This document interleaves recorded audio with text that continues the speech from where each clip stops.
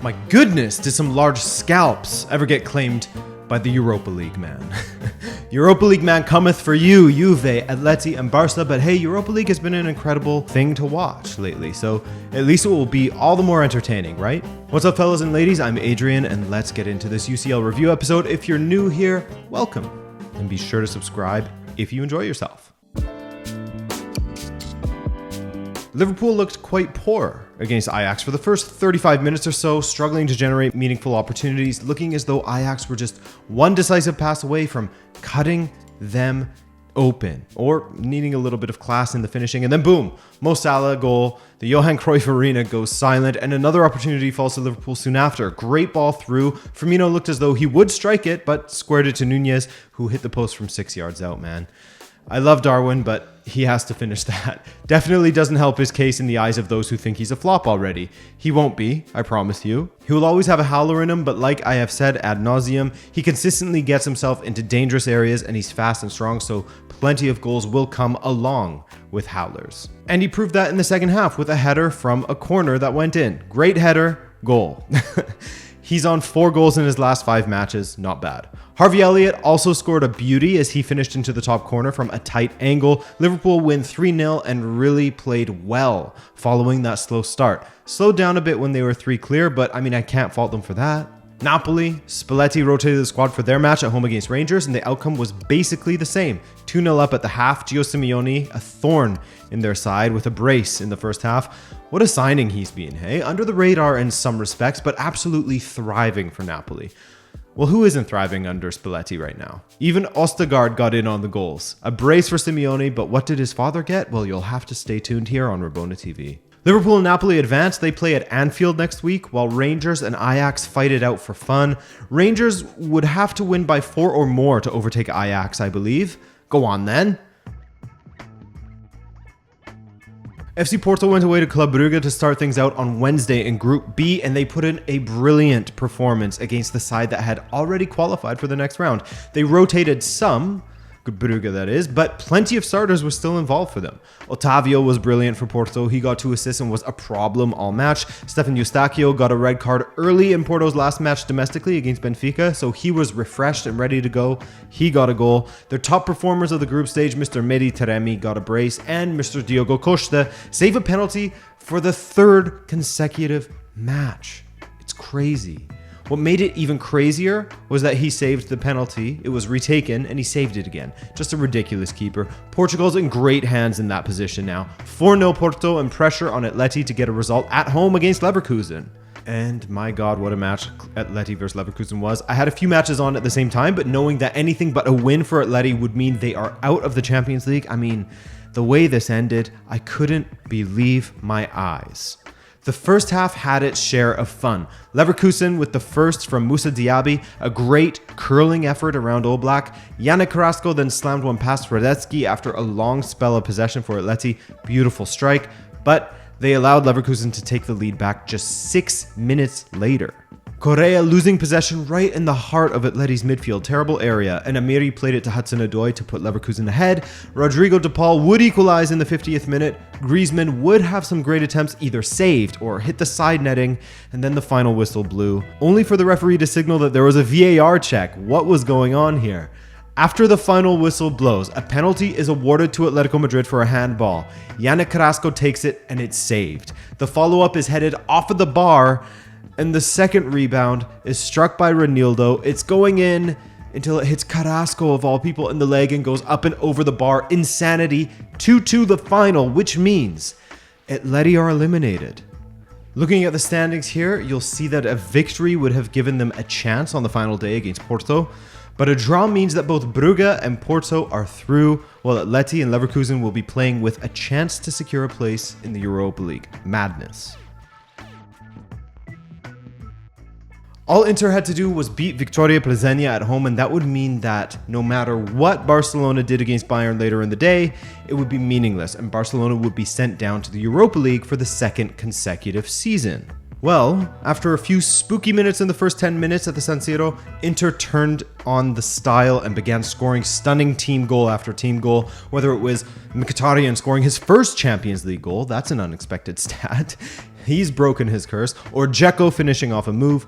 By the way, while Dzeko's finishing was a bit poor at times early on, he absolutely found it later. A brace for him, and his link-up play was excellent as well. A great performance, all considered. Lukaku also came off of the bench to make his big return from injury, and he scored almost immediately. Good play between himself, Correa, and the Belgian. Ripped it low past the keeper just 4 minutes after getting on the pitch. 4-0 the final. And hey, even if Inter had failed, Bayern of course slapped Barcelona, as they always do, contractually obliged. It doesn't matter where they play. Here, there, anywhere, Bayern will beat Barcelona, and in their last 4 matches, Barca haven't even scored a single goal against them. Unfortunately for Barca, they have been incapable of rising to the occasion against any big team they have faced this season, whether it's in the Champions League or La Liga. Though they had some hard luck against Inter, you can absolutely say that for sure. In that first leg, first match, I should say. Another loss against Bayern, this time 3-0 with Mane, Choupo-Moting, and Benjamin Pavard all scoring. Choupo-Moting goes to Bayern and becomes incredibly clinical. He scored in 4 games consecutively, scoring 5 goals and assisting once. Lewandowski, who?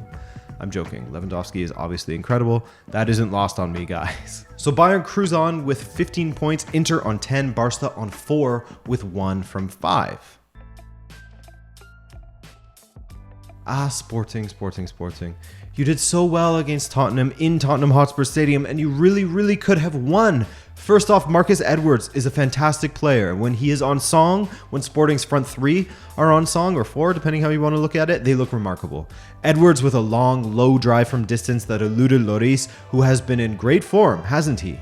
Looking good for the World Cup. The second half was an absolute barrage from Spurs, but there were chances, genuine chances for Sporting sprinkled in there.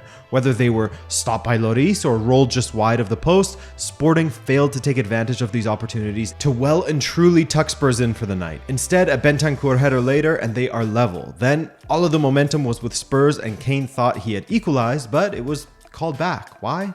Offside in the build-up as Kane's knee was ahead of the ball as it was passed. Ouch. That one hurts for Spurs, as they could have gone through to the knockout rounds with a win against Sporting. Eintracht Frankfurt had their game against Marseille wrapped up in the first half. Kamada and Muani with the goals for Frankfurt, goals that sandwiched Guendouzi's equalizer for Marseille. The first was scored just 2 minutes and 55 seconds into things. Great attacking move, nice little flick from Evan Ndika to roll it into the path of Kamada, and a lovely finish from the Japanese attacker. His second in the Champions League, 10th in all competitions. Guendouzi's goal came from a brilliant ball from Mbemba. That was a boomerang the way it curved. And a good finish from Guendouzi, not so easy, but 5 minutes later, and a give and go from Mario Götze led to Muani, rolling it past Paul Lopez, 2-1, and let's look at the table here. This will go right down to the last. Anyone can still go through. Spurs lead currently, but 4th place Marseille are just 2 points behind them. The final matches, Marseille hosts Spurs and Sporting hosts Eintracht Frankfurt. Wow. Chelsea had a very tricky match away against RB Salzburg, in which the first half saw them struggling for goals a bit. Potter did indeed take advantage of their place in the table in order to rotate the squad just a bit. Fellas like Pulisic getting their first starts in a while, and overall, I don't think he did much that would convince Potter that he should be a starter. It wasn't a poor performance, but it didn't really move the needle. Pulisic will of course say that he wasn't being played in his favorite position, but anyway, enough Pulisic talk here. Kovacic is back from injury, and he scored a beauty just guiding the ball into the top corner on his left. He might be injured again. And Havertz scored an even prettier goal with a curling effort. He needed that, as Chelsea supporters were growing a little bit frustrated with him. He seems to simmer and never boil. You know what I mean? Capable of so much more, which is frustrating.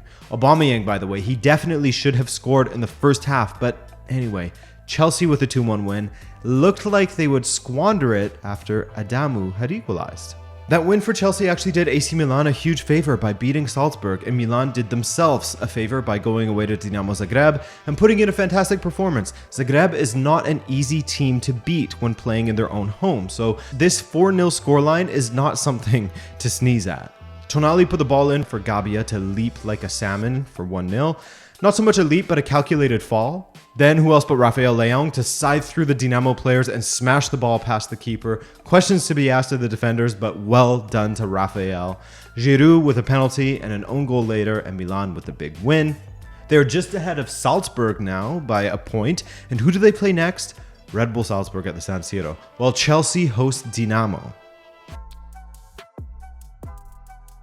Those who follow the Bundesliga or those who watch the weekend recap right here on the channel will know that Leipzig have had some topsy-turvy form this season, articulated no better than this 3-2 win over Real Madrid. Yes, Ancelotti mixed up the starting 11 quite a bit. That is absolutely worth mentioning, as Real are already through. But the optics, without any sort of context of Leipzig stealing a 3-3 draw at the weekend against 10-man Augsburg and then beating Real Madrid, is just so Marco Rosa's Leipzig at the moment. Clearly, the amount of goals they are shipping is a massive issue that the manager needs to sort out, but they're getting a tune out of their attackers still. Timo Werner with what was the eventual winner, and Kunku with another, and Gvardiol with the first one. For Real, it was Rodrigo and Vinicius scoring. No shocks there. 3-2 the final. My bad. 2 weeks ago, I said that the Scottish sides didn't have a single point, while Celtic quite clearly had 1 point. This week, hosting Shakhtar, 1 became 2. Giakoumakis pounced on a loose ball following a block to slip it past Trubin in goal for Shakhtar. Would you believe it? That was the first goal Celtic have scored in this edition of the Champions League at Celtic Park. The first goal in paradise. The first that's counted, at least. I believe they had one chalked off previously, but I mean, my brain only has so much hard drive space, so...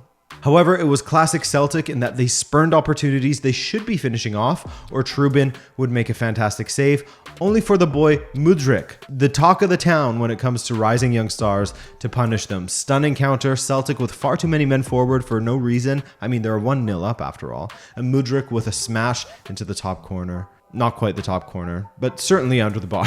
1-1 the final, and it should have been 2-1 Shakhtar if it wasn't for that extraordinary miss from Danilo Sican.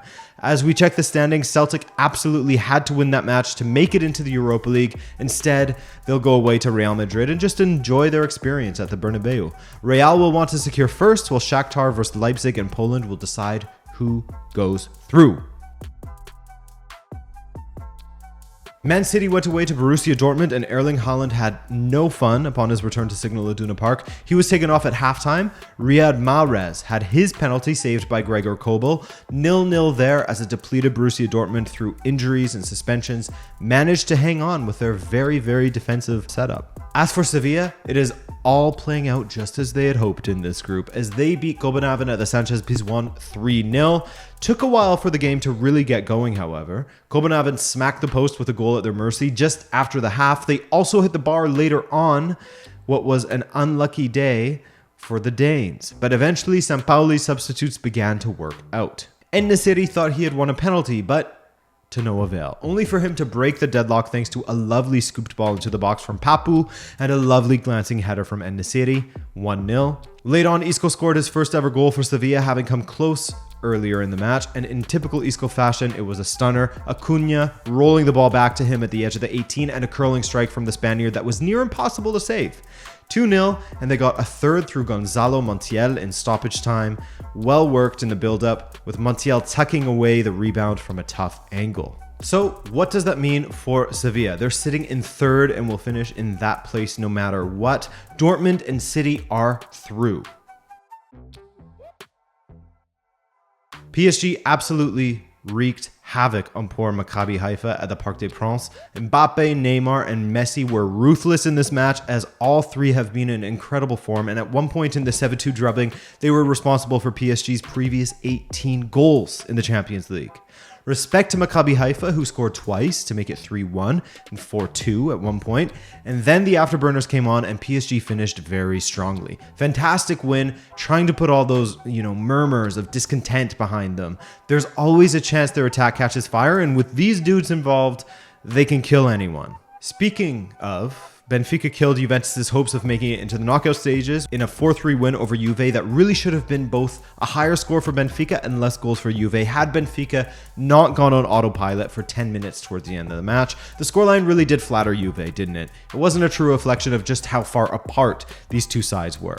This was a match where Benfica should have had 5, maybe 6 goals. I mean, Rafa alone should have had 3 or 4. He was absolutely incredible on the night, and the goals that he scored were stunning. The backheeled flick as he eluded Bonucci was pretty, and the scooped finish over Szczesny was a stunner as well. That penalty that Benfica got, some say it's harsh, others say it's fine, but I'll tell you this, anyone who mentions intent is lost, because that has nothing to do with anything in this sport. It came off of Urstina's and then Cuadrado's hand. His hand wasn't by his side. The optics of not giving that penalty would have been just as controversial, if not more. But yes, it's too bad that Juve has such a bad manager, man. Scope this video I did back when Juve lost against Benfica at home.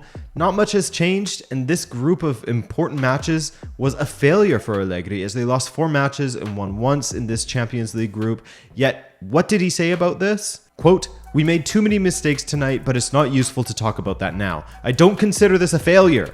In football, there are also defeats." Yeah, but you're trying to avoid those as much as possible. Anyways, I'm going to use that line from Allegri in the future, so cheers, Allegri. So there's no guarantee that Juve will make it into the Europa League at the moment. I'll be interested to see how Benfica lines up against Maccabi Haifa away, not an easy environment to go to, and whether they will rotate their squad. Same goes with PSG. Will they rotate their away trip to Juve? We'll see, but third place is the main battle zone, while first and second could switch depending on results, but I mean, I wouldn't bet on it really. I think this is the final standings. And that's it, fellas. What a week. Big eliminations and some good hard looks in the mirror for some managers out there, and my camera has died. Oh well. Thanks for watching me, fellas. My name is Adrian, and have a great day. Ciao.